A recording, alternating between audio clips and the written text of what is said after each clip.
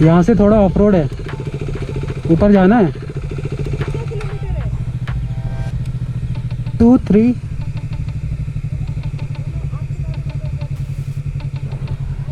एक दो जगह बस ट्रिकी है, यहाँ पे एक थोड़ा सा और एक ऊपर में जाके थोड़ा सा है, और बेली नहीं होगा, कुछ चलेगा।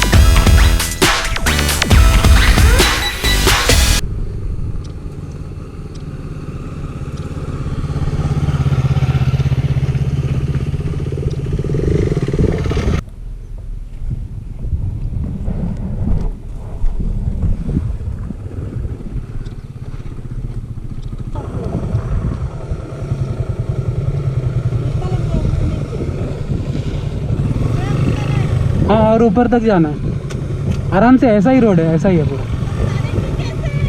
आराम से आ जाओगे, कोई दिक्कत नहीं, पीछे का ब्रेक दबाए रखना आराम से।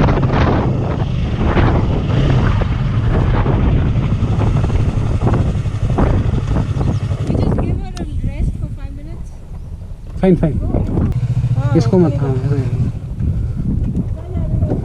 क्या नाम है इसका? इसका जी है, पर अभी चिट्टू छोड़ आपने चिंटू रिस्पॉन्ड नहीं करती। मैंने ओके, उधर भी लगाया हैंडल बार।